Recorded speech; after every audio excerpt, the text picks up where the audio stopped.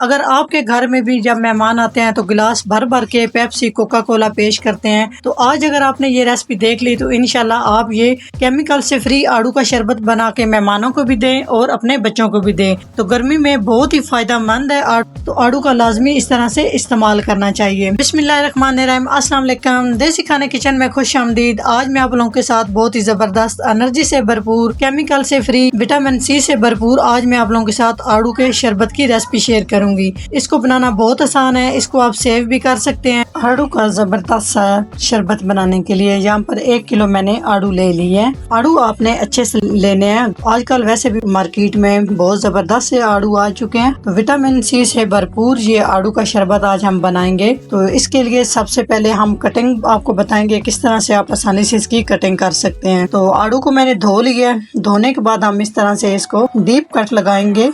इस तरह से कट लगाने के बाद आपने हाथ से पकड़कर इस तरह से आड़ू को 1 से 2 दफा आपने घुमा लेना है।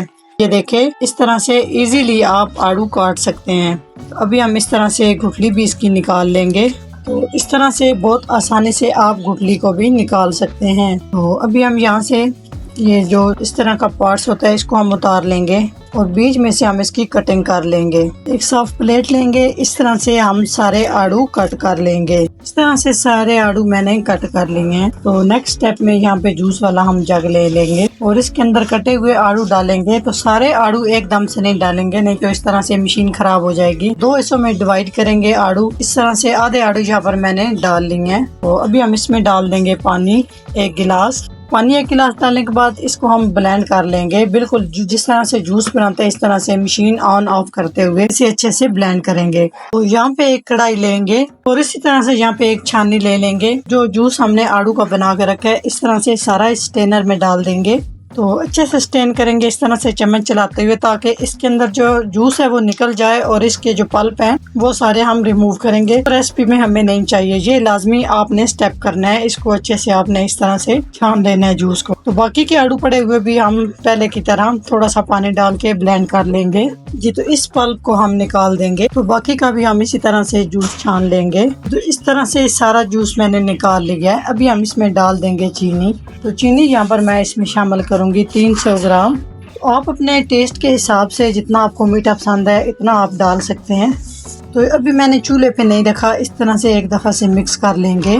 तो शरबत बनाने के लिए यहाँ पे चूल्हा मैंने ऑन कर लिया है। तो तकरीबन 1 किलो आड़ू थे और 1 किलो इसमें मैंने पानी का इस्तेमाल किया है। कुछ अभी मैंने थोड़ा सा पानी डाला है, कुछ आड़ू ब्लेंड करते हुए मैंने पानी डाला। तो जितने आड़ू लेने हैं उसी हिसाब से आपने पानी डाल लेना है। तो यहाँ पे हम पकाएंगे आड़ू को। जब अभी आंच मैंने फुल की है, जब इसमें बॉयल आ जाएगा तो आंच हम मीडियम टू लो कर देंगे। तकरीबन लो आंच पे हम इस आड़ू के शरबत को आधे घंटे के लिए पकाएंगे। जैसे जैसे हम इसको पकाते जाएंगे इसका कलर थोड़ा सा डार्क हो जाएगा। जितना हम इसको पकाएंगे इतना ये जबरदस्त बन के तैयार होगा और आप इसको लंबे अरसे तक सेव भी कर सकते हैं। तो इसी तरह से मिक्स करते जाएंगे। जब इसमें बॉयल आ जाएगा तो इस तरह से ऊपर जाग सी बनना शुरू हो जाएगी। तो इस जाग को हम इस तरह से उतारते जाएंगे जी। तो आधा घंटा अच्छे से मैंने आड़ू के शरबत की पकाई कर ली है। आप देख सकते हैं तकरीबन यहाँ तक ये आड़ू का शरबत था, तो यहाँ तक ये हो चुका है। इसको पकाते पकाते तकरीबन ये आधा रह जाता है। तो यहाँ पे आप देख सकते हैं इसमें थोड़ी सी थिकनेस भी आ चुकी है। तो परफेक्ट तरीके से हमारा ये आड़ू का शरबत यहाँ पे डन हो चुका है। तो अभी यहाँ पे आप इसमें एक टेस्ट बढ़ाने के लिए एक चीज शामिल कर सकते हैं। इसमें आप काले नमक इस्तेमाल कर सकते हैं, 1/2 टीस्पून के करीब। हजमे के लिए भी अच्छा है, अगर आप डालना चाहते हैं तो डाल ले, नहीं डालना चाहते तो आप इसको स्किप कर सकते हैं। मैं इसमें काले नमक का इस्तेमाल नहीं करूंगी। तो यहाँ पे इसको हम साइड पे कर देंगे चूल्हा बंद करके, ताकि ये नॉर्मल टेम्परेचर पे आ जाए। उसके बाद हम आपको बताएंगे कि इसमें क्या कुछ चीजें डालेंगे हम इसको और किस तरह से हम इसे सर्व करेंगे।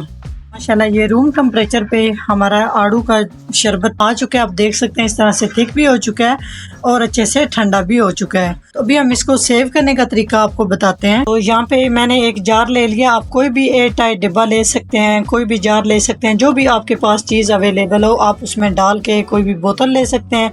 खुश्क बोतल होनी चाहिए। तो इसको इस तरह से डाल के ऊपर से ढक्कन के साथ बंद करें और इसको फ्रिज में रख दें। फ्रिज में रखने के बाद आप 2 हफ्ते के लिए ये शरबत आराम से यूज कर सकते हैं। तो इसको यूज आपने किस तरह करना है, जितना आप मीठा खाना या पीना पसंद करते हैं उस हिसाब से आपने ये आड़ू का शरबत डालना है, थोड़ा सा पानी डालना है, थोड़ी सी बर्फ डालनी है, तो जबरदस्त सा आपका जूस तैयार हो जाएगा। सर्व करने के लिए गिलास लेंगे, इसमें हम आइस क्यूब्स डाल देंगे। तो हस्बे जरूरत आइस क्यूब्स डाल सकते हैं क्योंकि आजकल गर्मी है तो ज्यादा बर्फ जो है ना उसका इस्तेमाल होता है। इसमें हम इस तरह से हस्बे जरूरत आड़ू का शरबत डाल देंगे। तो तकरीबन हाफ मैं इसमें आड़ू का शरबत डाल रही हूँ, हाफ गिलास। तो साथ इसमें मैं ठंडा पानी शामिल कर रही हूँ इस तरह से। तो चाहे आप यहाँ पे काला नमक भी टेस्ट के लिए डाल सकते हैं, मैं काले नमक का इस्तेमाल नहीं कर रही।